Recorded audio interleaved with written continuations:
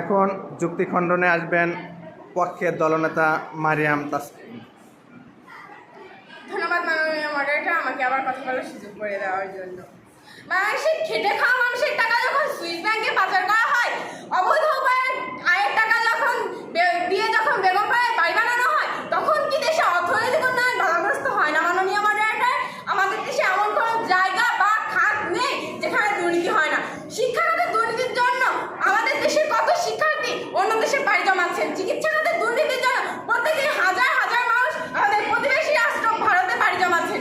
এক সমীক্ষায় দেখা যাচ্ছে প্রত্যেকদিন যত টাকা ওই চিকিৎসা খাতে ওই ভারতে পাচার করা হচ্ছে, ওই টাকা দিয়ে আমাদের দেশের প্রত্যেকটি জেলায় একটি করে নারায়ণী ও এসএমসির মতো বিশ্বমানের হাসপাতাল তৈরি করা যায়।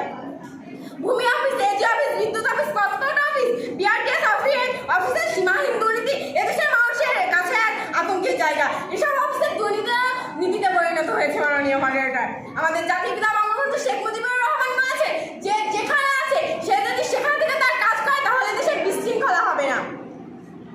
অর্থাৎ একটা দুর্নীতি প্রতিরোধ করে দেশের অর্থনৈতিক উন্নয়ন করা সম্ভব। বিপক্ষের বন্ধুগণ, একথা একমাত্র দুর্নীতি দেশের অর্থনৈতিক উন্নয়নের প্রধান অধ্যায়, একথা বুঝতে যদি সমস্যা হয় আপনাদের, তাহলে বুঝবো চোখ থাকিতে অন্ধ যারা আলোকের দুনিয়ায় সিন্ধু শেষে বিষ পায় তারা অমৃত নাহি পায়। ধন্যবাদ মাননীয় মডারেটর, ধন্যবাদ সবাইকে।